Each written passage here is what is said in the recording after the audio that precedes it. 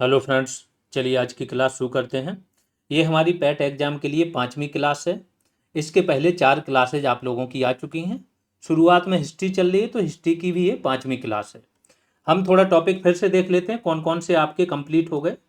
Total 10 number की history है आपकी, और 10 नंबर की हिस्ट्री में टोटल 15 से 16 टॉपिक्स हैं। टॉपिक वाइज क्लास आ रही है। ये टॉपिक लिखे हैं, सिंधु घाटी सभ्यता पर आ चुकी है, वैदिक सभ्यता पर आ चुकी है, बौद्ध धर्म पर आ चुकी है, जैन धर्म पर आ चुकी है। आज की क्लास में हम मौर्य वंश देखेंगे। मौर्य वंश में स्पेशली मेंशन है अशोक का, तो अशोक को ही देखेंगे, लेकिन आपको जानकारी दे देंगे और पूरा मौर्य प्रशासन देख लेंगे।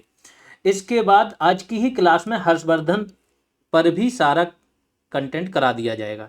मीन्स आज 2 टॉपिक कंप्लीट हो जाएंगे, एक अशोक, दूसरे हर्षवर्धन। फिर नेक्स्ट क्लास में गुप्त वंश आपका कंप्लीट हो जाएगा, और अगर क्लास में पॉसिबल होगा, ज़्यादा लंबी नहीं होगी, तो राजपूत काल भी कोशिश करेंगे इसको भी कंप्लीट करा दिया जाए। तो बहुत स्पीड से हम आगे बढ़ रहे हैं। हिस्ट्री ही सबसे लेंदी आपका टॉपिक होता है, ये ध्यान रखना। कुछ स्टूडेंट क्या है ना, जो शुरुआत में आते हैं, इनके पास पेशेंस का बहुत अभाव होता है। इन्हें समझ में ही नहीं आ पाता है कि किस प्लेटफॉर्म पर खड़े हैं। ये लूसेंट धारी लोग होते हैं, ठीक है। ऐसे जो लूसेंट से पढ़ते आए हैं, या जिनको कई टीचर होते हैं ना जो एमसीक्यूज फॉर्मेट में पढ़ाते हैं, उनको ज्ञान तो दे देते हैं, लेकिन उनका एक ऑर्डर या माइंडसेट नहीं बना होता, किसी चीज़ में समझ नहीं बनी होती है। ऐसे लोगों के लिए एडवाइज है कि 5 से 7 क्लासेस शुरुआत की अगर आपने अच्छे से समझ ली, तो आपको समझ में आएगा आप किस प्लेटफॉर्म पर खड़े हो। अगर ऐसे नहीं भी समझना है तो इस चैनल पर वीडियोज पड़े हुए हैं, जो भी एग्जाम हुए हैं ना, चाहे वो आपका बीपीओ का हुआ है, वन दरोगा का, उन स्टूडेंटों के ना, वहाँ जाके देखो, समझो। वो स्टूडेंट बहुत अच्छे स्टूडेंट थे, और बल्क में 70 से 80% सीटें यहाँ से फिल हुई हैं, मंडी से चिपके पड़े हुए हैं। तो वहाँ से अनुमान लगाओ। अगर वहाँ से भी नहीं लगता है तो फिर कोई आसपास कोई भी पर्सन होगा ना जिसने कोई मेंस दिया हो, यूपी पीसीएस यूपीएससी, उसे 4-5 क्लासेज दिखा दो, तो आपको वो समझाएगा कि हाँ ये क्या है, कंटेंट आपको जो मिल रहा है ना, वो कहाँ काम आएगा और किस लेवल का है ना। थोड़ा पेशेंस रखना पड़ेगा और चीज़ों को पढ़ो। क्या होता है ना, जो पेशेंस लेस होते हैं लोग, वो पढ़ते सब चीज़ें, लेकिन उनसे क्वेश्चन नहीं सॉल्व होते, उनको लगता है, वो चौंक जाते हैं कि आया कहाँ, लिखा कहाँ था। अरे जब बोल के चीज़ें समझा के जो समझ बनाई जाती है ना, तो 30 से 40% चीज़ें तो केवल जो समझाया जाता है वहाँ से हो जाता है। हर चीज़ जरूरी नहीं है सेम टू सेम वहाँ लिखी हो, आपकी समझ से सॉल्व होते हैं। तो सारी चीज़ों को एक बार सुनना बहुत ज़रूरी है। अगर ये सारी चीज़ें आपने सुन ली, तो इन टॉपिक से फिर किसी भी एग्जाम में कोई भी क्वेश्चन आएगा, बहुत आसानी से सॉल्व हो जाएगा। जैसा मैंने बोला, नेक्स्ट क्लास में तक आपके 8 टॉपिक सॉल्व हो जाएंगे, अच्छे से कंप्लीट हो जाएंगे। फिर 3 टॉपिक बचेंगे। अभी चूंकि आर ओ देना है बहुत सारे लोगों को, और आज एक सर्वे भी कराया था, तो 40 to 45 स्टूडेंट वैसे हैं, 45% जो आर ओ एग्जाम भी दे रहे हैं और पैट एग्जाम भी दे रहे हैं। ठीक है, तो थोड़ा सा स्पीड अभी स्लो है। जैसे ही आपकी हिस्ट्री खत्म होती है, इसके बाद तुरंत डीआई आपकी शुरू हो जाएगी। डीआई में क्या है, आपका पाई चार्ट, ग्राफ, तालिका, है ना, रेखा चार्ट। और डीआई के साथ में ही एक सब्जेक्ट और शुरू हो जाएगा, वो पहले पॉलिटी होगा और इसके बाद ज्योग्राफी होगा। तो बहुत स्पीड से चीज़ें कंप्लीट कराई जाएंगी। आ जाते हैं अब टॉपिक पर, मौर्य वंश। मौर्य वंश के बारे में शुरुआती में एक आइडिया दे देता हूँ क्या है। सबसे पहले स्थापना हुई हर्यक वंश की। कहां पर हुई है? इन्होंने मगध साम्राज्य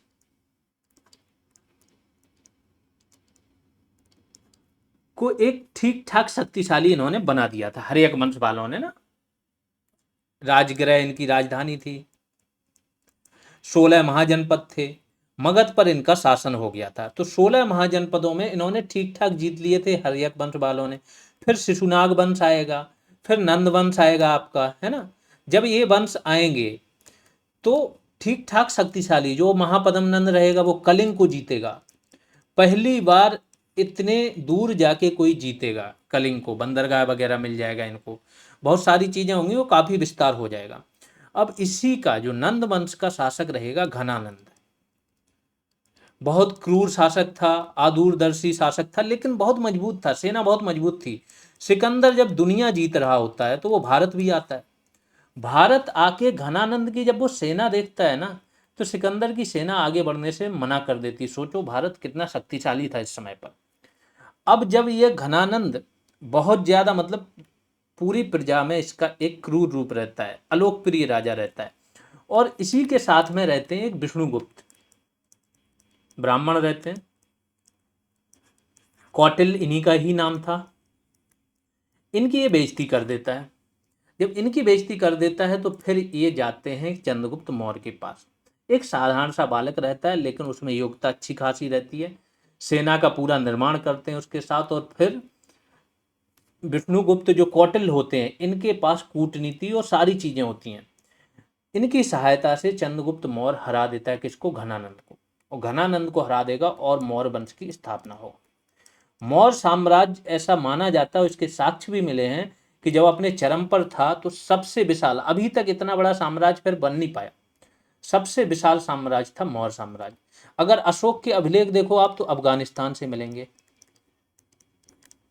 पाकिस्तान से मिलेंगे। तो इधर अफगानिस्तान, पाकिस्तान, यहां पर चले जाओ गुजरात से, यहां पर चले जाओ आसाम के आसपास से मिलते हैं।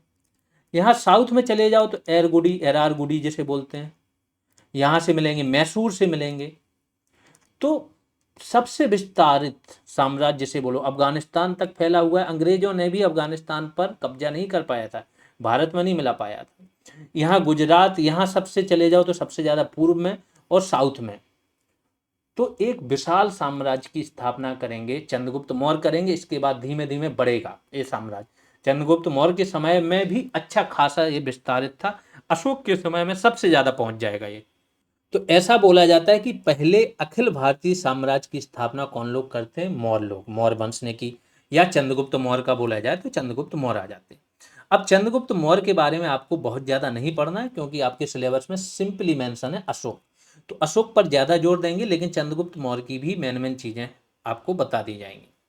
मौर्य साम्राज्य टोटल 322 ईसा पूर्व से स्टार्ट हुआ था और 185 ईसा पूर्व तक ये चला था। ईसा पूर्व की बात हो रही, ध्यान रखना।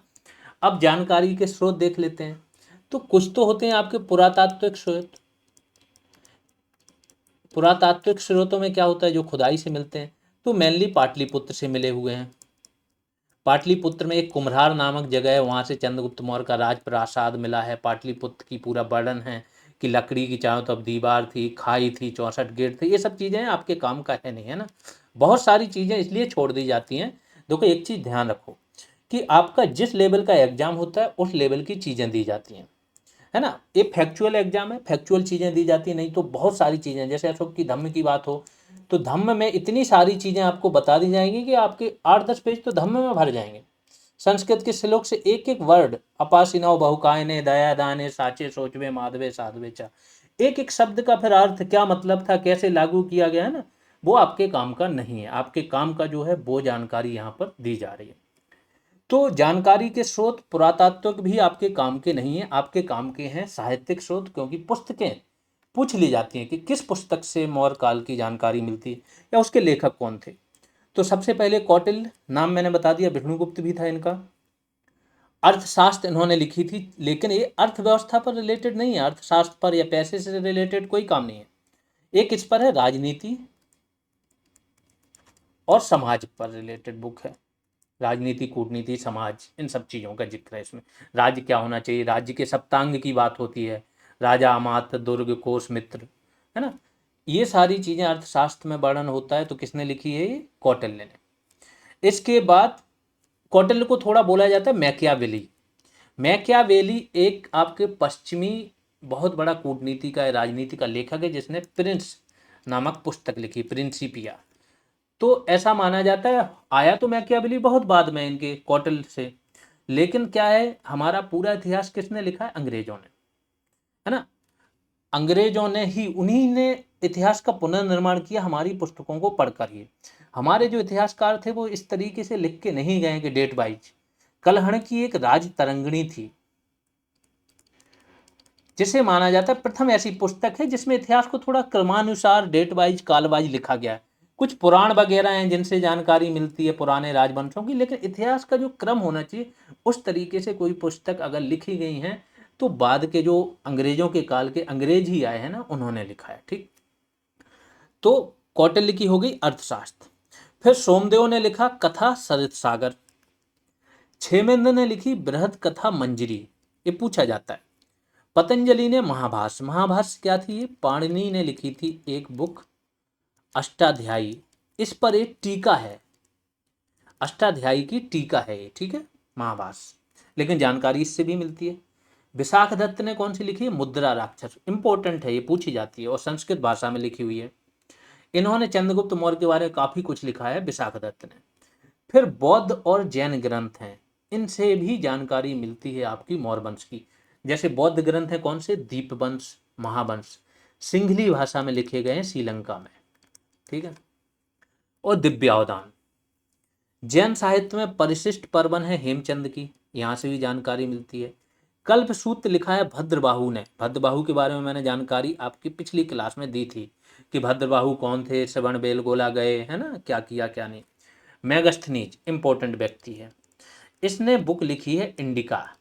चूंकि इसका मूल स्वरूप नहीं है, अभी मिला नहीं है, वो नष्ट हो चुका है, लेकिन इंडिका का रेफरेंस दे दे के अनेक जो लेखक हैं जैसे एरियन, जस्टिन, प्लूटार्क, इन्होंने बुकें लिखी हैं और इंडिका का रेफरेंस दिया कि इंडिका में ऐसा लिखा था।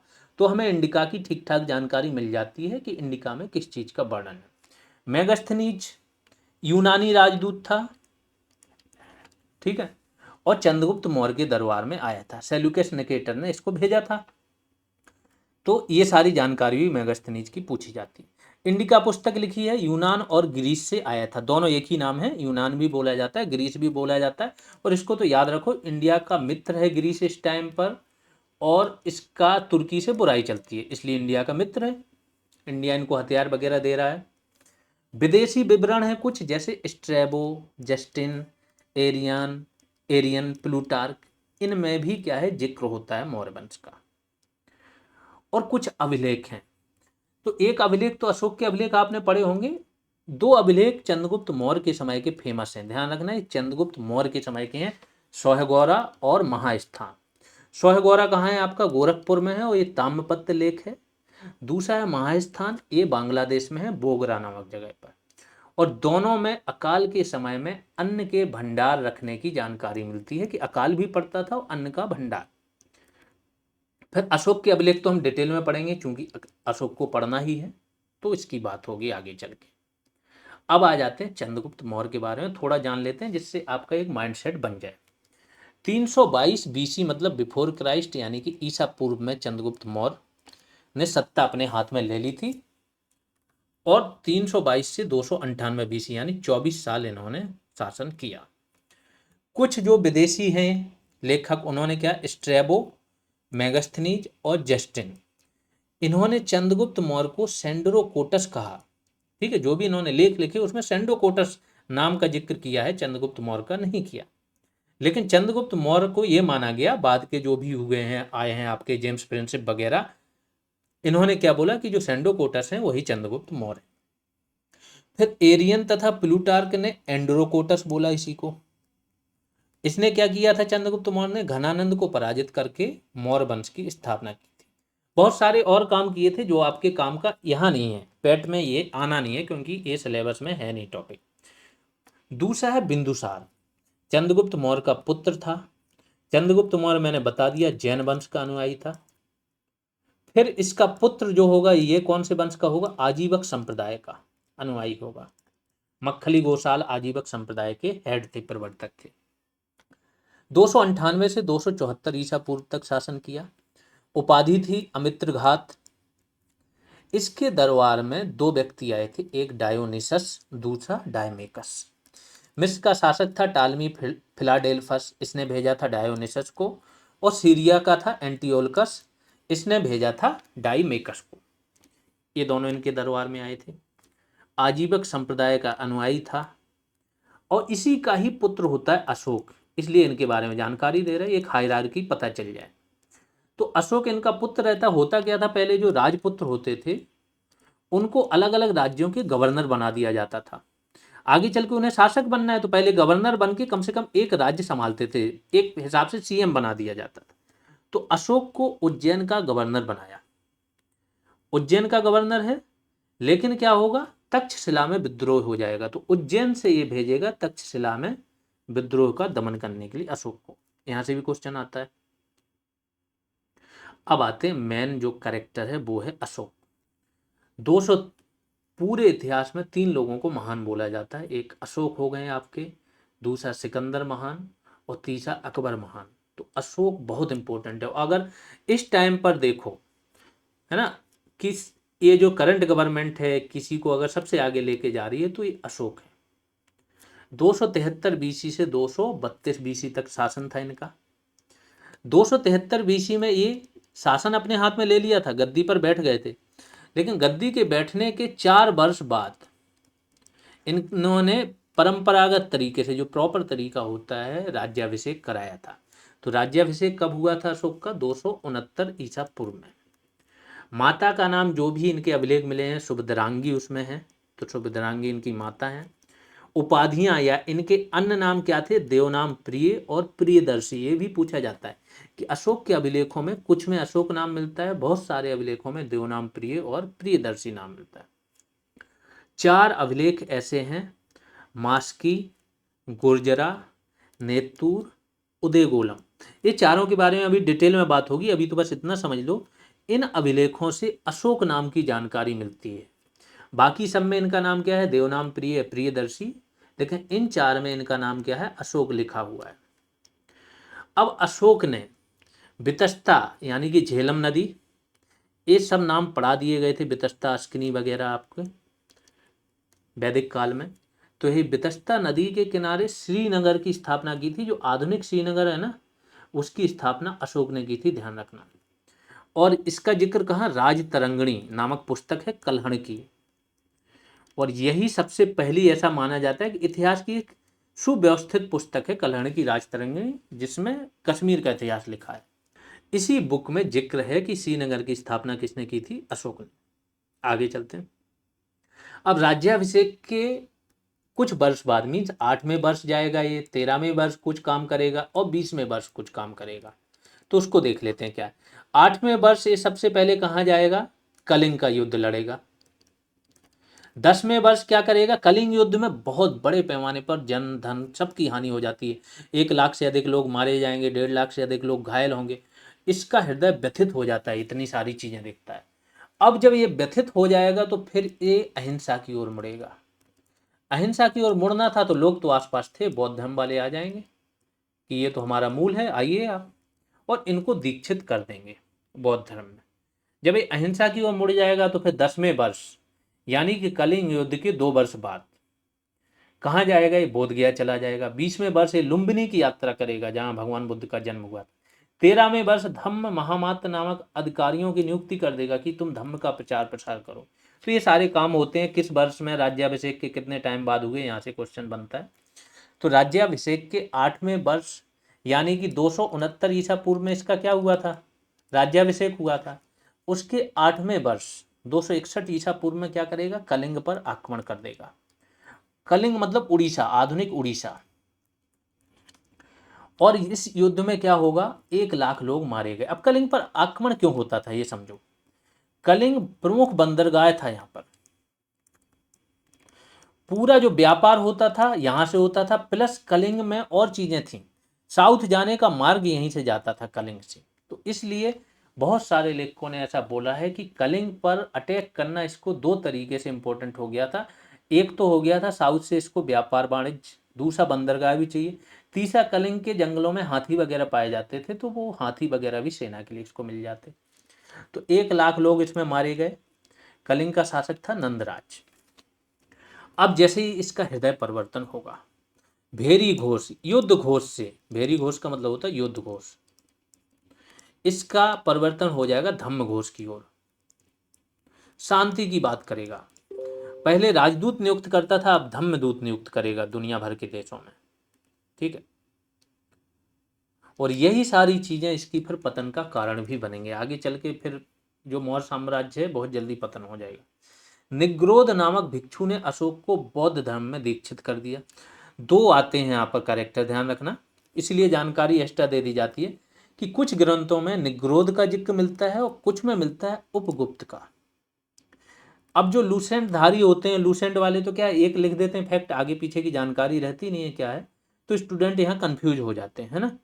तो दिव्यावदान जो आपका ग्रंथ है, इसमें उपगुप्त ने बौद्ध धर्म में दीक्षित किया था, ऐसा लिखा हुआ है। और अधिकतर जगह आपको उपगुप्त मिल जाएगा।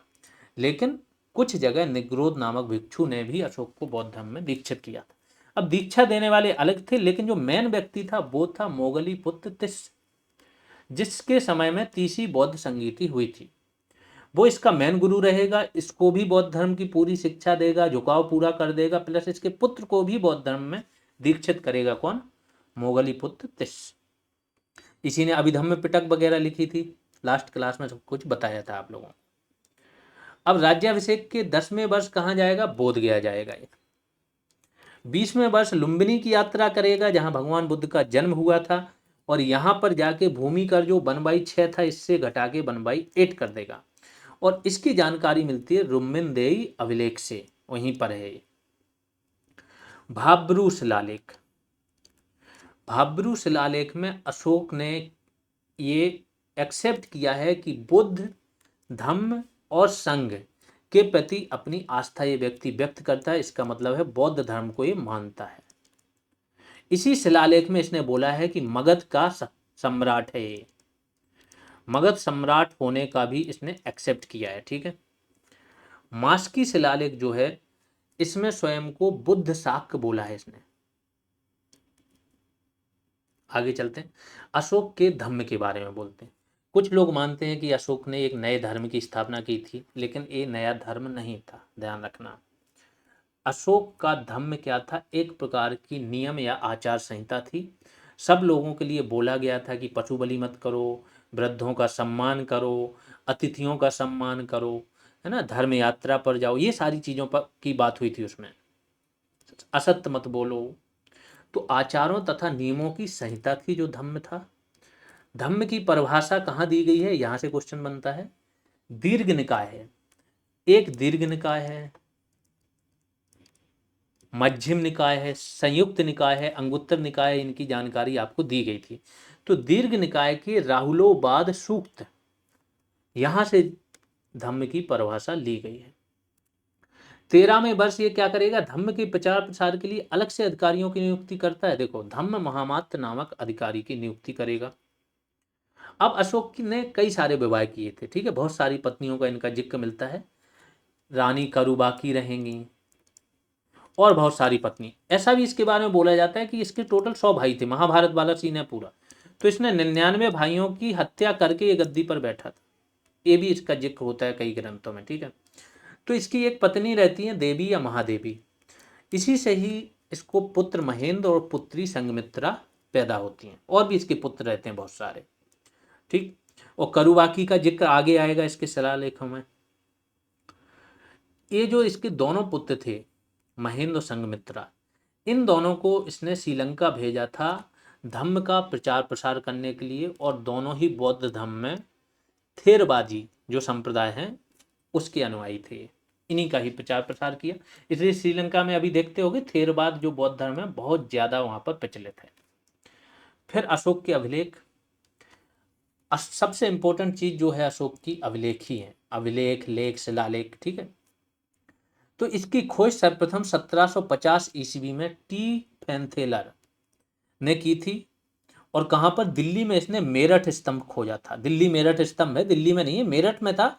और जो फिरोज शाह तुगलक है फिर इसको लेके दिल्ली आ गया था। ठीक है। तो दिल्ली मेरठ स्तंभ लेख में इसने खोज कर ली थी। लेकिन जो यहाँ पर लिपि थी ना, ब्राह्मी लिपि थी इसकी, दिल्ली मेरठ वाले की, ये लिपि उसके पहले किसी ने पढ़ ही नहीं पाई थी। तो इस शिलालेख में लिखा क्या है ना, ये पता नहीं चल पाया था स्तंभ लेख में। तो फिर क्या होगा? 1837 में टकसाल का एक अधिकारी रहता है जेम्स प्रिंसिप। ये लगा रहता है लिपि को पता करने में, क्या है, कौन से अक्षर से क्या मतलब निकाला जाए। और ये पढ़ लेता है ब्राह्मी लिपि को, इसने पहली बार पढ़ा। और जब ये पढ़ लेगा तो सारे शिलालेख फिर पढ़ दे जाएंगे कि क्या है, क्या मतलब है। तो अशोक के जो अभिलेख हैं 4 लिपियों में है टोटल। ब्राह्मी, खरोष्ठी, ग्रीक या यूनानी और आरमाइक। ठीक। खरोष्ठी लिपि का जो जनन हुआ है यानी कि आविष्कार हुआ है वो इसी से हुआ है, आरमाइक से। एक खरोष्ठी लिपि उर्दू की तरह दाएं से बाएं लिखी जाती है। जैसे अभी हम लोग लिखते हैं तो बाएं से दाएं लिख रहे हैं ना, लेकिन ये दाएं से बाएं लिखी जाएगी। ये भी क्वेश्चन आता है। ये तो लिपि की बात हो गई। लेकिन भाषा किन भाषाओं में, मुख्यतः इसके जो अभिलेख हैं वो प्राकृत में हैं, लेकिन उसके साथ साथ कुछ अभिलेख ग्रीक में भी हैं और कुछ आरमाइक में हैं। यहाँ से क्वेश्चन आता है। अभी आगे करके मैं शिलालेख वाइज या स्तंभ लेख वाइज मेंशन कर दूंगा कि कौन सा शिलालेख किस लिपि में है, जो इंपॉर्टेंट होगा आपका, या किस भाषा में। सबसे पहले इसने लघु शिलालेख लिखवाए थे, फिर बृहद लिखवाए और लास्ट में स्तंभ लेख।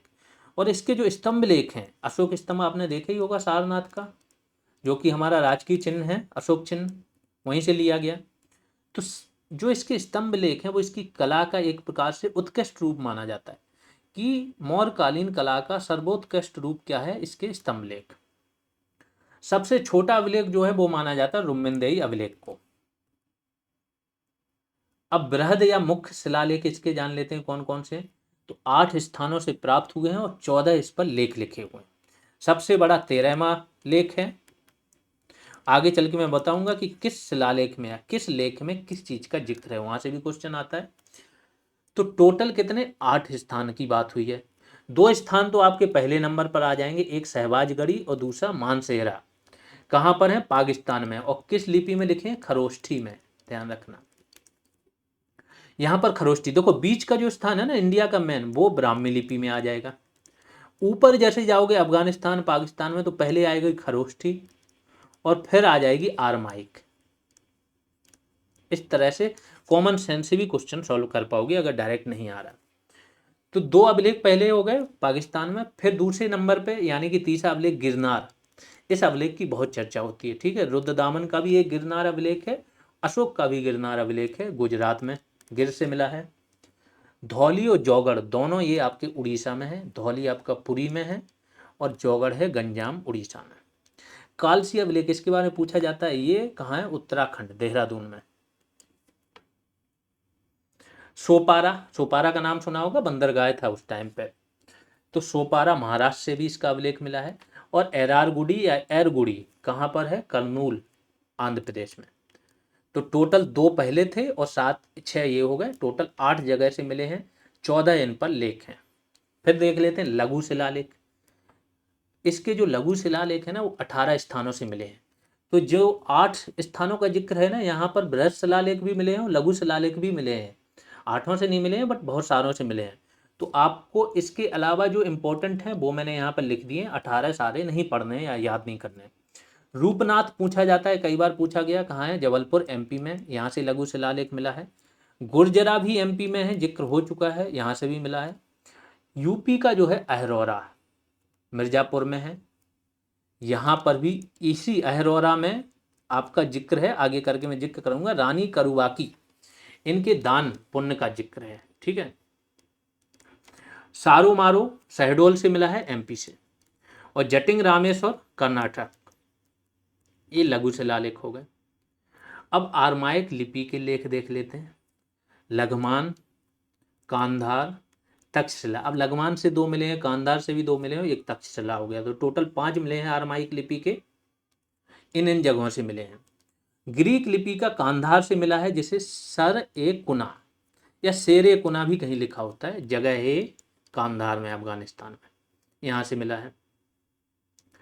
स्तंभ लेख की बात कर लेते हैं। स्तंभ मतलब बड़ा सा इन्होंने स्तंभ बनवाए हैं। आपने अशोक स्तंभ देखे होंगे, एक ही पत्थर के बने हुए हैं, 50 फीट से भी कभी कभी ज़्यादा हाइट है। ऊपर क्या है, उल्टा कमल बना मिलेगा आपको, कमल का फूल उल्टा, ठीक है, अबांगमुखी कमल, इसको बोलते हैं स्तंभ यष्टि बोलते हैं। ऊपर फिर एक पटरी होगी जिस पर पशु चित्र मिलेंगे, ठीक है। इस तरीके से अशोक के जो स्तंभ लेख हैं, इनकी जो स्याही है इतनी उत्कृष्ट है कि अभी तक उसका कलर नहीं गया है, खुले में है ये। ईरानी, ये बोला जाता है कि जो ईरानी अभिलेख हैं, स्तंभ लेख हैं, उनसे इनकी तुलना की जाती है कि वहाँ से इन्होंने सीखा या नकल की। लेकिन ईरानी जो बने हैं वो घर के अंदर बने हैं किसी बिल्डिंग के, उसके, ये अशोक वाले खुले में है, बहुत सारा अंतर है, ठीक है। बृहद स्तंभ लेख 6 स्थानों से मिले हैं, टोटल 7 लेख हैं। ब्राह्मी लिपि तथा प्राकृत भाषा में है सभी जो बृहद वाले। अब कहाँ कहाँ से मिले हैं वो देख लीजिए। तो 6 स्थान देखने में, एक दिल्ली टोपरा, टोपरा से मिला था, दिल्ली ले आया था फिरोज शाह तुगलक। 2 जगह से फिरोज शाह तुगलक लेके आया था, एक टोपरा वाले को और दूसरा मेरठ वाले को। तो दिल्ली दोनों के साथ जुड़ गया क्योंकि दिल्ली लेके आया था। तो जो मूल रूप से मिला था वो अम्बाला से मिला था, हरियाणा से। और फिरोज शाह तुगलक कहाँ लेके आ गया था? दिल्ली। दूसरा मूल रूप से कहाँ से? मेरठ से मिला था और फिरोज शाह तुगलक दिल्ली लाया था। 2 हो गए। 3, 4, 5 ये तीनों बिहार से मिले थे।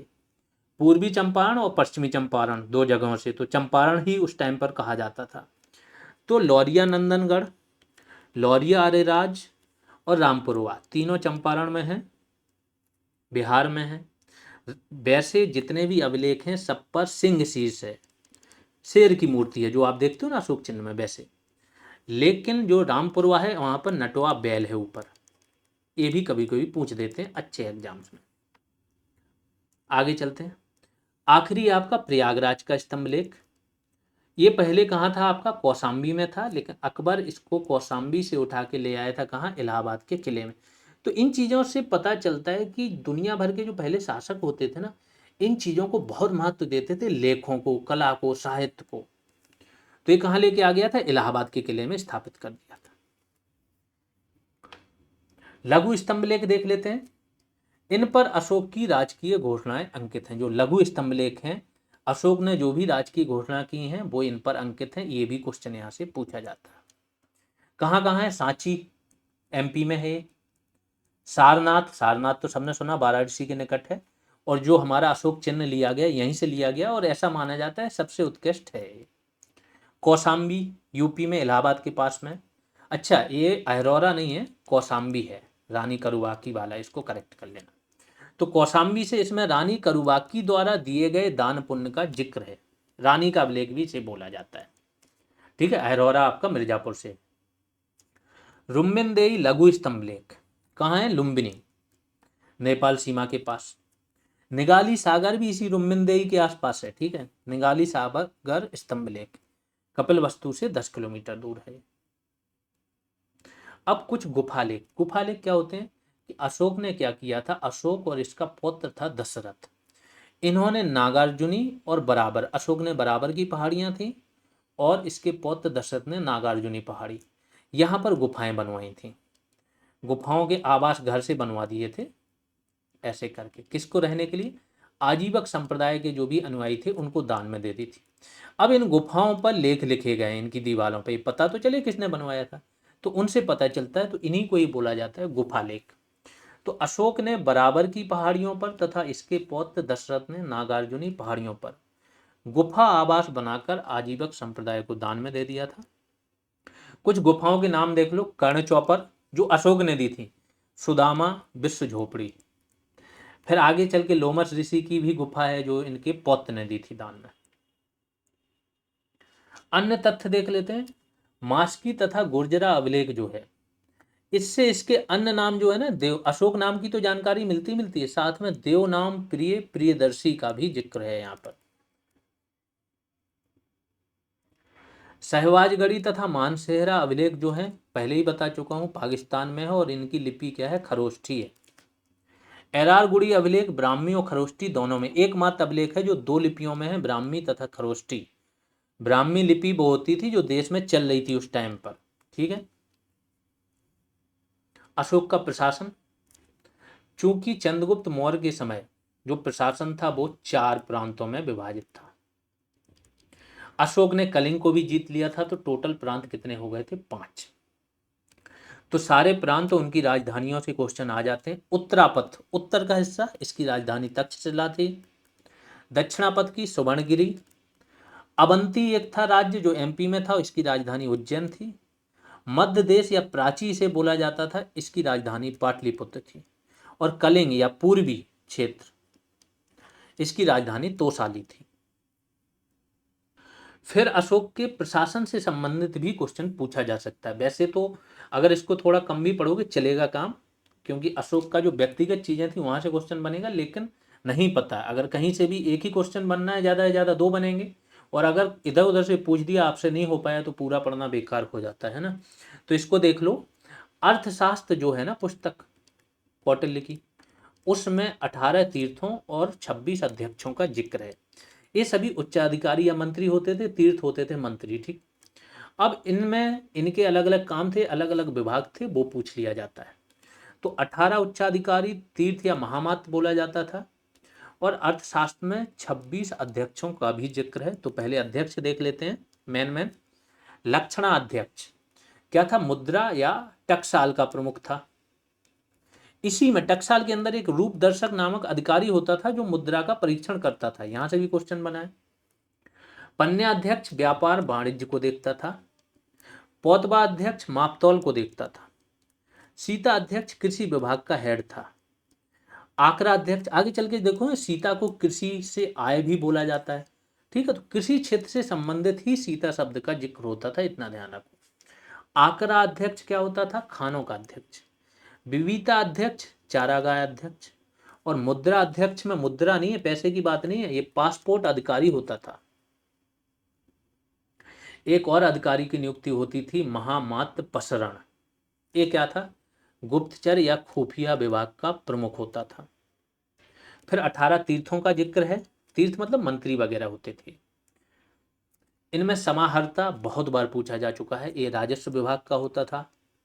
सन्निधाता, धा यहां पर आ रहा है, धा यहां पर आ रहा है, तो ये कोषाध्यक्ष होता था। प्रदेष्टा न्यायाधीश को बोलते थे। कर्मांतिक उद्योग धंधों का निरीक्षक होता था। दौबारिक होता था जो राजमहल के ना प्रतिदिन के काम देखता था। तो राजमहल की देखभाल करने वाला व्यक्ति होता था, क्या चाहिए, क्या जरूरतें हैं, क्या व्यवस्था करनी, वो सारा काम दौबारिक का होता था। अंतपाल सीमावर्ती दुर्गों का प्रमुख होता था। अगला है दंडपाल, सेना की सामग्री जुटाने वाला। एक अधिकारी का जिक्र होता है, कई जगह आप देखोगे ना इसको नगर का प्रमुख भी बोलेंगे, एग्रोनोमोई को, ठीक। लेकिन जो बीपीएससी में माना गया आंसर या कई जगह माना गया वो क्या है, सड़क निर्माण का प्रमुख अधिकारी नियुक्त होता था। और सड़क निर्माण इनका प्रमुख कार्य होता था राज्य का। बहुत सारी सरायों का, सड़कों का निर्माण हुआ जिससे व्यापार वाणिज्य बढ़े। तो इसका प्रमुख अधिकारी को क्या बोला जाता था, एग्रोनोमोई। तो को बहुत सारे अलग अलग ग्रंथ हैं, जैसे मैगस्थनीज बोलेगा दास होते ही नहीं है। अर्थशास्त्र में कई प्रकार के दासों का जिक्र होगा, है ना। तो ऐसे करके बहुत सारे ग्रंथ ऐसे होते हैं, अलग अलग चीजों को प्रस्तुत करते हैं। जिला को विषय या आहार कहा जाता था। तो इसका प्रमुख क्या होगा, विषयपति। राजुक और युक्त, 3 प्रकार के अधिकारी नियुक्त होते थे, युक्त, राजुक और एक होता था प्रादेशिक। प्रादेशिक आज का समझ लो कमिश्नर, संभाग, और युक्त राजुक जिला स्तर के अधिकारी होते थे। जो राजुक था वो इंपॉर्टेंट था, इसके बारे में पूछा जाता है। तो जिला स्तर का प्रशासनिक काम भी देखता था और न्यायिक काम भी ये देखता था। कभी कभी राजस्व भी इकट्ठा ये काम करता था। युक्त होता था वो केंद्र तथा स्थानीय प्रशासन के बीच कड़ी का काम करता था। और ये लोग, ये शब्द अलग शब्द है, देखो, धन का अपहरण करते थे, धन लेना नहीं। एक प्रकार से जिनसे धन लेना होता था ना, ऐसे लिया जाता था कि किसी को, जैसे जल में मछली चल रही है ना, वो कब पानी पी रही किसी को पता नहीं चलता, वैसे इसका जिक्र है वहां पर। नगर प्रशासन देख लेते हैं। रोमिला थापर है एक, डीयू की प्रोफेसर थी, जेएनयू की प्रोफेसर थी मेनली, लेफ्टिस्ट हैं, बट इन्होंने इतिहास में बहुत अच्छी अच्छी पुस्तकें लिखी हैं, ठीक है। तो इन्होंने जिक्र किया कि जो मौर्य प्रशासन था, अलग अलग टाइप थे। जो मेन जहाँ पर इनकी राजधानी हुआ करती थी पाटलिपुत्र, वहाँ पर बहुत ही केंद्रीकृत प्रशासन था। जैसे ही दूर चले जाओगे विकेंद्रीकृत प्रशासन हो जाएगा। पुष्यगुप्त वैश्य, अलग से नहर का निर्माण, उसी जगह का जो है गवर्नर नियुक्त किया जाता था, है ना। तो इस तरीके से बात होती है, ठीक। तो पाटलिपुत्र में जो नगर प्रशासन था, इसकी देखरेख के लिए 6 समितियां बनाई गई थी। और प्रत्येक समिति में 5 सदस्य होते थे, टोटल 30 सदस्य हो गए। अलग अलग प्रकार की थी, विदेशियों से संबंधित थी, जनगणना से संबंधित समिति थी, व्यापार से संबंधित, कर से संबंधित, ऐसी ये समितियां थी। लेकिन जितना आपके लिए इंपॉर्टेंट है वो यहाँ पर लिखा है। अब आ जाते हैं, अंतिम शासक मौर्य वंश का कौन था, बृहद्रथ। 185 बीसी में इस बृहद्रथ की हत्या करेंगे, इन्हीं का सेनापति रहेगा पुष्यमित्र शुंग। अब ये ब्राह्मण व्यक्ति था पुष्यमित्र शुंग। हुआ क्या, थोड़ा सा रीजन में चले जाते हैं। मौर्य वंश में अशोक के काल के बाद बौद्ध धर्म बहुत चरम पर पहुंच गया। हिंसा, बलि वगैरह बंद हो गई है। जो ब्राह्मण धर्म को मानने वाले लोग थे वो थोड़ा सा अपने आप को कटा हुआ महसूस कर रहे थे, ठीक। तो फिर ये सेनापति रहता है, ये फिर से ये करेगा और ब्राह्मण राजवंश की एक प्रकार से स्थापना कर देगा, पुनरुद्धार करेगा ब्राह्मण धर्म का। अब इसके काल में फिर क्या होगा, 84,000 स्तूपों को फिर तोड़ा जाएगा जो स्तूप बन गए थे अशोक के काल में, और फिर 2 स्तूप बनाएगा भी ये, सांची और भरोत, है ना। तो ऐसे है, थोड़ा सा स्टोरी बता रहे कि आप लोग कनेक्ट कर पाओ। आगे चलते हैं। अशोक के बृहद शिलालेख, टोटल 14 इसके लेख मिले हैं। किस लेख में, किस शिलालेख में क्या लिखा गया है, ये पूछा जाता है। तो सबसे पहले बलि पर रोक लगाएगा पहले शिलालेख में। जैसा मैंने बोला कि जो बृहद शिलालेख हैं टोटल 14 हैं, तो पहले शिलालेख में पशुवध, उत्सव के दौरान पशु बलि, मतलब हर प्रकार की पशु बलि पर प्रतिबंध लगाएगा, और खुद बोलेगा कि उसने भी शिकार करना छोड़ दिया। थोड़ा सा और जिक्र बोलता है कि केवल समय विशेष पर ये मोर का जो होता है वो मांस खाता था। ठीक है, अगला क्या है, आज के दौर में खाता तो मोर हमारा राष्ट्रीय पशु है, इनको भी सजा हो जाती है ना। पाकिस्तानियों का आता है, जिसकी पाकिस्तानी जो कतर वगैरह अरब के लोग हैं ना, सऊदी वगैरह, इनको बुला के अपने यहाँ पर स्पेशली शिकार करवाते हैं यहाँ के राजकुमारों को, फिर पैसा उनसे ऐंठते हैं। मनुष्यों पशुओं के लिए चिकित्सा देखभाल का विवरण मिलता है दूसरे लेख में। इसमें दूसरे लेख में जो इंपॉर्टेंट है, जो पूछा जाता है वो क्या है, चोल, पांड्य, सत्यपुत्र और केरलपुत्र, इसके आसपास के क्या थे, ये राज्य थे। तो पड़ोसी राज्यों का जिक्र है दूसरे में। यूनानी शासक एंटियोकस द्वितीय का भी जिक्र मिलता है। तीसरे अभिलेख में क्या है, राज्याभिषेक के 12 साल बाद उत्कीर्ण ये कराया गया था। ब्राह्मणों के प्रति उदारता को बढ़ावा देने की बात कही गई। युक्तों, प्रादेशिकों, राजकों को धम्म का प्रसार करने का निर्देश दिया गया। चौथा क्या है इसमें, भेरी घोष, मतलब पहले युद्ध की इसकी नीति थी, फिर क्या हो जाएगी, धम्म की नीति आ जाएगी, अहिंसा की बात करेगा। तो भेरी घोष की जगह धम्म घोष की बात करेगा। नैतिकता और नैतिक शासन पर जोर देगा। तो नैतिकता और नैतिक शासन ध्यान रखना, ये चौथा है। जो पूछा जाता है आपका, वो पहला पूछा जाता है, द्वितीय पूछा जाता है, फिर पांचवा पूछा जाता है। पांचवा में क्या है जो इंपॉर्टेंट, धम्म महामात्र नामक अधिकारियों की नियुक्ति करता है। अशोक इसमें घोषणा करता है कि प्रत्येक मानव मेरी संतान है, मतलब पिता पुत्र का रिश्ता बना दिया उसने प्रजा के साथ, कि वो सबका बाप है।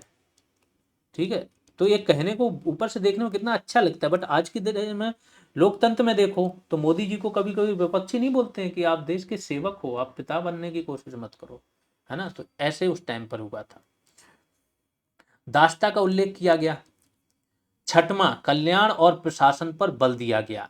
सबसे इंपॉर्टेंट है, ये बोलता है प्रजा को कि मैं 24/7 प्रजा की सेवा के लिए हाजिर हूं। छठवें में ही बोलता है।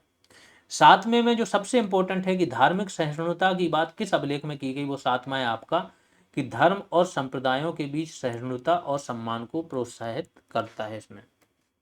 आठवां जो इसका लेख है, इसमें अशोक की बोध गया की पहली धम्म यात्रा का जिक्र मिलता है इसमें। फिर नौवां इंपॉर्टेंट नहीं है, फिर भी देख लो, फिजूल खर्ची वाले समारोहों की निंदा करेगा।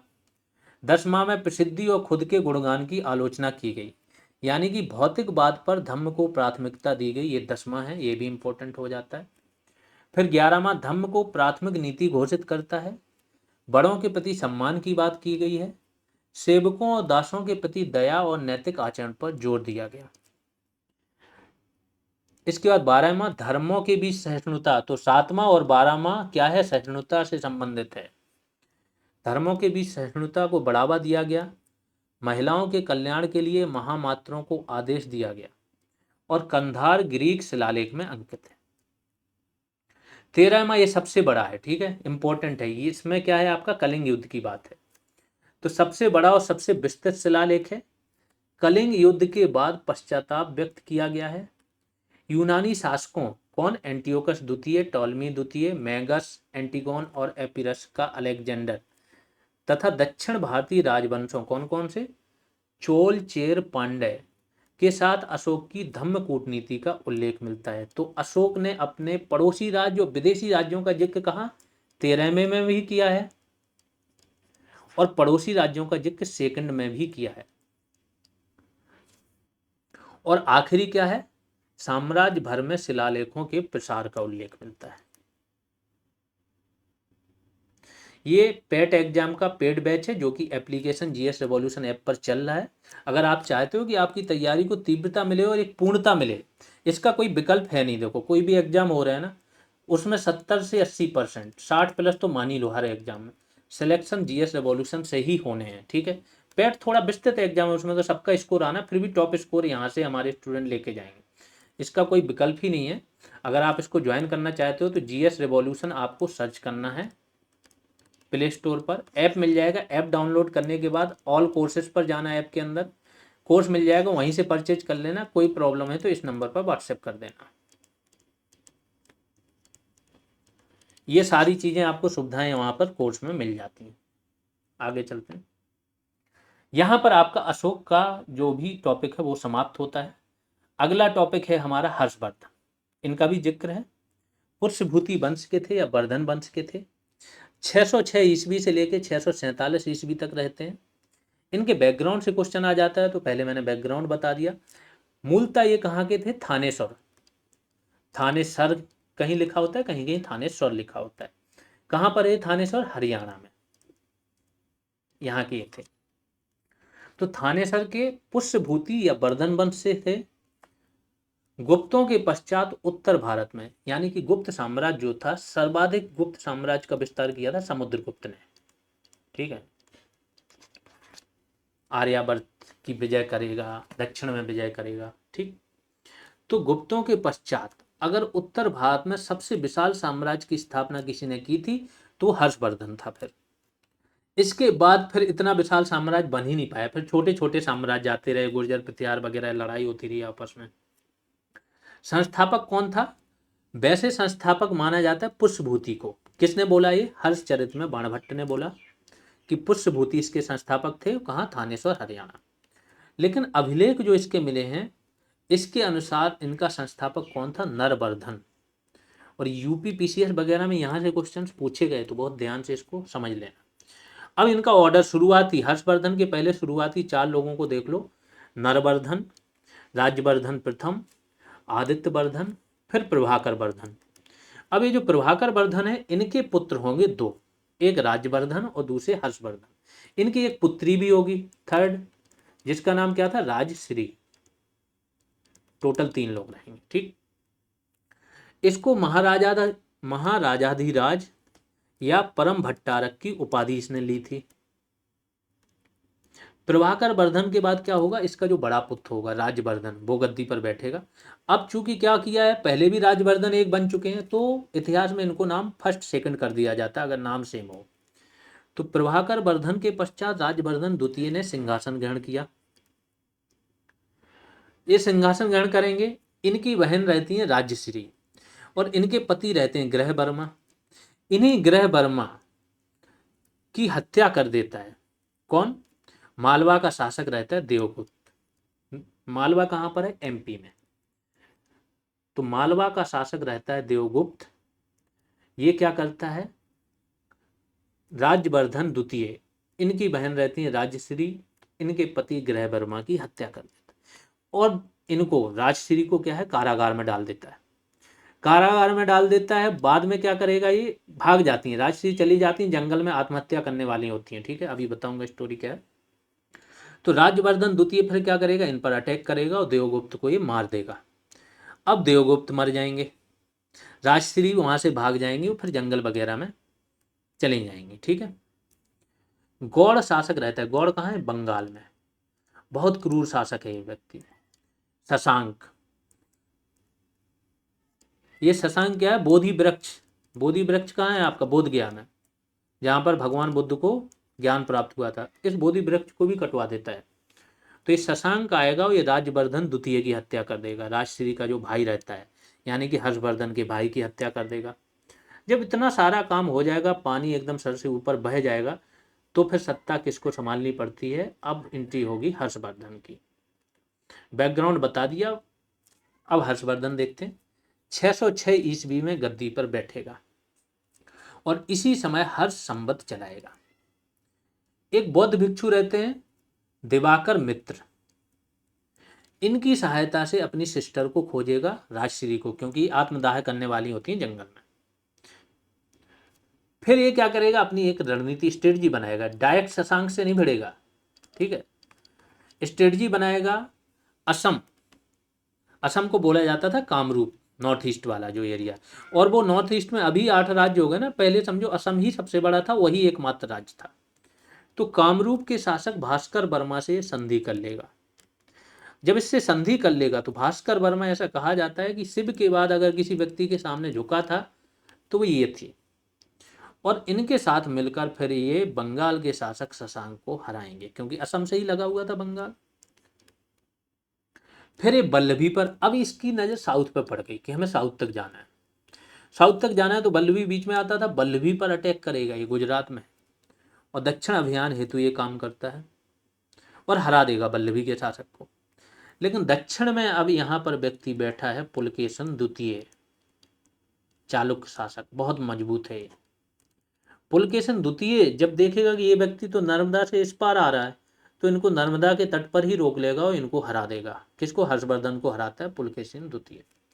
तो ऐहोल अभिलेख है, 634 ईस्वी का है, रवि कीर्ति ने लिखा है, और ये रवि कीर्ति किसके दरबार में थे? पुलकेशिन द्वितीय के। इससे जानकारी मिलती है कि पुलकेशिन द्वितीय ने नर्मदा के तट पर हर्षवर्धन को हरा दिया था। जब हर्षवर्धन को हरा देगा तो हर्षवर्धन फिर साउथ में जाने की अपनी इच्छा त्याग देंगे, वापस आ जाएंगे। अब जब ये वापस आएगा तो ये पंच भारत विजय, 5 इंडीज विजय भी इसे बोला जाता है अंग्रेजी में, ये करेगा। किस किस को जीतेगा? पंजाब को जीतेगा, बंगाल को जीतेगा, कन्नौज को जीतेगा, मिथिला को जीतेगा और उड़ीसा को जीतेगा। एक प्रकार से बंगाल, बिहार, उड़ीसा, मिथिला मतलब बिहार, कन्नौज और पंजाब। अपनी राजधानी ये क्या है? कन्नौज से, कन्नौज स्थानांतरित कर देगा। कहाँ से? थानेसर से या थानेसर से। अब कन्नौज का शासक बन जाएगा। बल्लभी का शासक जिसे हराता है उसका नाम रहता है ध्रुवसेन द्वितीय। इसे पहले हराएगा, लेकिन फिर कूटनीतिक चाल चलेगा, हरा दिया, फिर इससे अपने संबंध बना देगा, वैवाहिक संबंध, अपनी पुत्री का विवाह कर देगा कि आगे चल के ये व्यक्ति हमेशा इनके सपोर्ट में रहे। तो ध्रुवसेन द्वितीय के साथ अपनी पुत्री का विवाह कर देगा। हर्ष के बारे में ऐसा माना जाता है, लास्ट में तो ये महायान बौद्ध को मानने लगा था, बौद्ध धर्म का प्रमुख अनुयायी था, लेकिन सबसे पहले ये शैव था, भगवान शिव का भक्त था, लेकिन शिव के साथ साथ सूर्य की भी पूजा करता था और बुद्ध को भी मानता था। बौद्ध धर्म अपनाने से पहले यह शैव था। ये सारे क्वेश्चन बनते हैं हर एक पॉइंट से।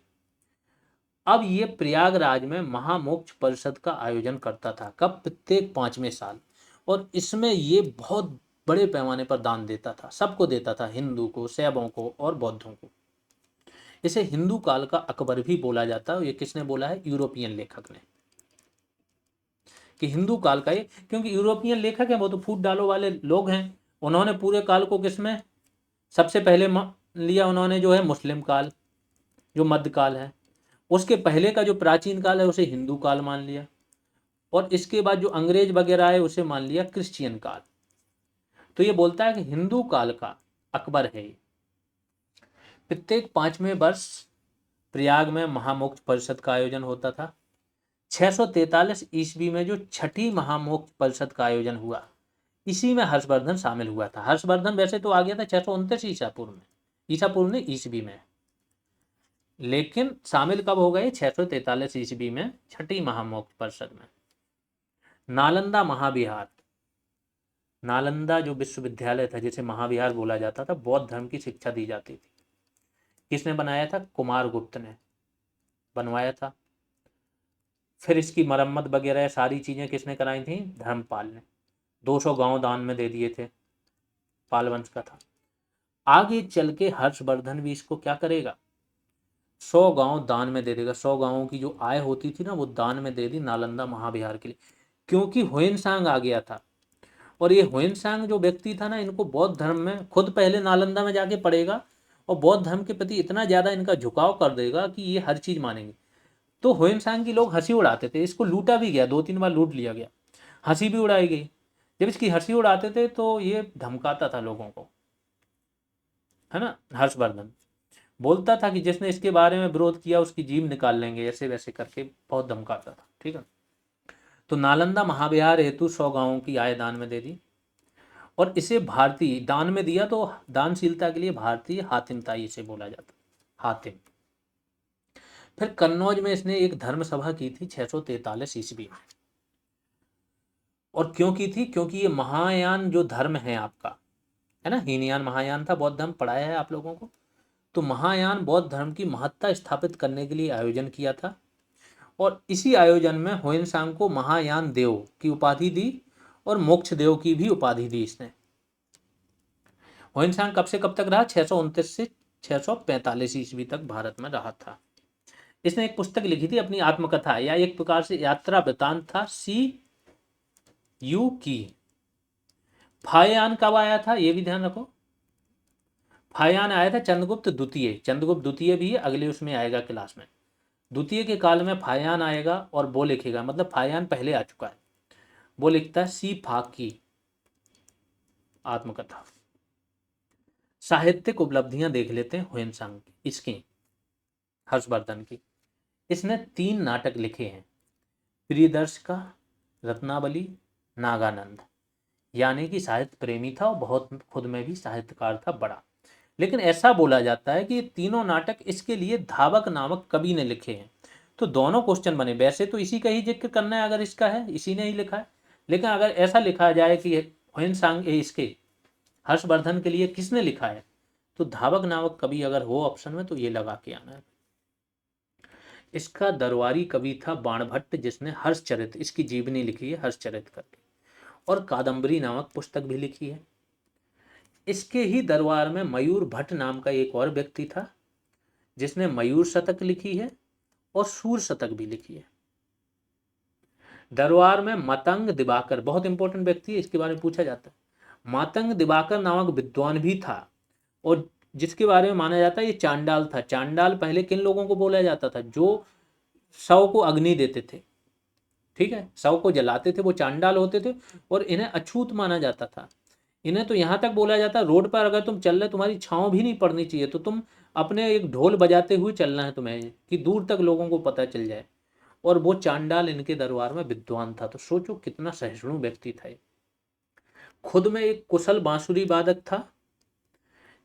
इसके सिक्कों पर, अभिलेखों पर एक और जिक्र मिलता है शिलादित्य का, यानी कि इसका दूसरा नाम शिलादित्य भी था, या उपाधि शिलादित्य थी। ऐहोल अभिलेख रवि कीर्ति का है। इसमें हर्षवर्धन को क्या बोला गया? सकलोत्तरापथनाथ। सकल उत्तरापथनाथ। उत्तरापथ क्या था? उत्तरापथ और दक्षिणापथ, 2 पथ थे। दक्षिणापथ दक्षिण में था, उत्तरापथ उत्तर में था, जो आपका जाता था ऊपर कश्मीर से और बहुत आगे तक, है ना। ये सिल्क मार्ग भी बोलते थे, ये व्यापार का मुख्य मार्ग था, है ना। तो मुख्य व्यापार मार्ग का पर ये नाथ था, उसका स्वामी था, ऐसा इसके बारे में बोला है। फिर हर्षवर्धन से संबंधित कुछ और अभिलेख हैं जो इससे संबंधित है, पूछे जा सकते हैं। तो वंश खेड़ा का अभिलेख भी हर्षवर्धन के बारे में जानकारी देता है। हर्ष के प्रशासन और पदाधिकारियों के नाम है इसमें। हर्ष ने, देखो बहुत इंपॉर्टेंट चीज है, आगे चल के जो सामंतवाद शुरू हुआ, सामंतवाद था क्या? जागीरदारी की भूमि। ये क्या करने लगा था? वेतन, पहले नगद में दिया जाता, वेतन के रूप में लोगों को भूमि देने लगा, कि भूमि ले लो, इसमें जो भी पैदावार होती है, या जो भी किसान यहाँ पर रहते हैं जो पैदावार करते हैं, उनसे राजस्व तुम वसूलो, ठीक है, हमने इतनी भूमि तुम्हें दे दी। तो वेतन के रूप में भूमि देने की शुरुआत इस व्यक्ति ने की थी, हर्षवर्धन ने। आगे चल के सातवाहन में ये बहुत ज्यादा बढ़ जाएगी। इसका शुरुआत में फायदा होगा। फायदा कैसे होगा? जंगल था पहले तो चारों तरफ, तो जैसे भूमि दे दी वो साफ सफाई करेगा, लोगों को बोलेगा तुम खेती करो, हमें कुछ भाग देते रहो। तो कृषि, बड़े पैमाने पर कृषि का विकास हो जाएगा। लेकिन आगे चल के यही सामंतवाद बनेगा, और बहुत सारी ना स्त्रियों की दशा इस वजह से गिरेगी, लोगों का शोषण बढ़ेगा, किसानों का शोषण बढ़ेगा, तो आगे चल के यही बुराई भी बन जाएगी। तो हर्ष ने सर्वप्रथम पदाधिकारियों को वेतन के रूप में जागीर देने की प्रथा शुरू की, और इसे ही बोला जाता है जागीरदारी प्रथा। एक मधुबन अभिलेख है मऊ यूपी का, ये किससे संबंधित है? हर्षवर्धन से ही संबंधित है। भिटौरा, फैजाबाद जिला में भिटौरा नामक एक जगह थी, जहां से बहुत सारी मुद्राएं मिली हैं बहुत सारे शासकों की, और यहाँ से हर्ष की 284 मुद्राएं मिली, जिस पर शिलादित्य अंकित है। मतलब इसका दूसरा नाम जो है शिलादित्य उपाधि है वो अंकित है। मुद्रा पर शिव, पार्वती और नंदी का अंकन मिलता है।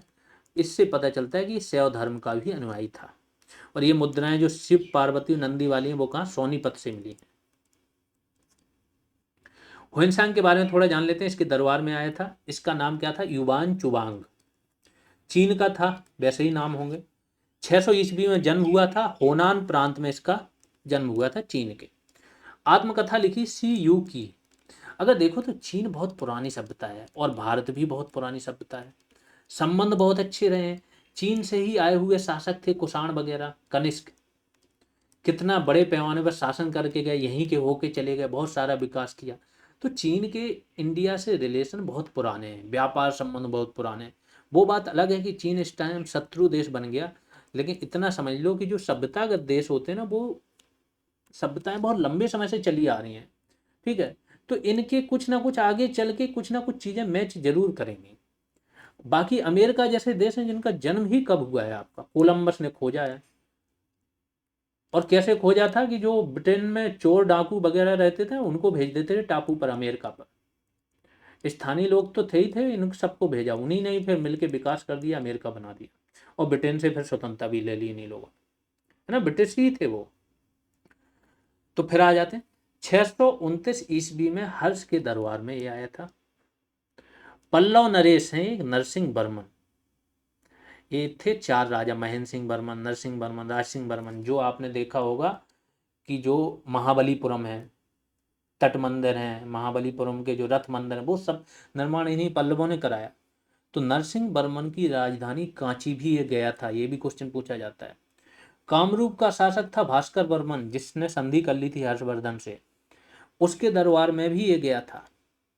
नालंदा विश्वविद्यालय में पढ़ने गया था। ठीक है, नालंदा में पढ़ने गया था और उस समय इस नालंदा के प्राचार्य थे शीलभद्र, और यहीं इसको मोक्षदेव नामक नाम मिला था नालंदा विश्वविद्यालय में पढ़ते समय। इसकी मृत्यु वहीं पर चीन में ही हो गई थी। चीन में क्या था, वहां के शासक को बिना बताए आया था, शासक को अंधेरे में रख के, क्योंकि इसको आज्ञा नहीं थी, छुप के आया था। यहाँ गया, रह के गया, तो फिर इसको माफ कर दिया गया था, सम्मानित किया गया था कि तुमने बहुत अच्छी शिक्षा ग्रहण की, बहुत नाम ऊंचा किया है, प्रचार प्रसार किया है। ठीक, तो 665 ईस्वी में, यानी कि 65 वर्ष की उम्र में ये मर गया था। इसे तीर्थ यात्रियों का राजकुमार कहा जाता है। सामंत प्रणाली की शुरुआत हर्षवर्धन के बाद ही, जैसे इसने भूमि देना शुरू किया, इसके बाद सामंतवाद का ऐसा माना जाता है उदय है। यहाँ पर आपकी आज की क्लास समाप्त होती है। आशा है बहुत अच्छे से सुन रहे होगे, एक बार में समझ में ना आए 2 बार में समझो। और बहुत समय है, अगर जितनी चीज़ें समय पर कराते जा रहे हैं, आप लोग करते जा रहे हो, तो समझ लेना सब कुछ कंप्लीट हो जाएगा। ठीक है, बाकी जितने भी लोग हैं इतना ध्यान रखा करो, साथ में चीज़ों को शेयर जरूर कर दिया करो, लाइक सब्सक्राइब भी कर दिया करो, जिससे थोड़ा ना ज़्यादा लोगों के पास ये वीडियो जाते हैं, रीच थोड़ी बढ़ती है। तो आप लोगों की भी थोड़ी बहुत जिम्मेदारी है ना। अभी के लिए इतना ही, धन्यवाद।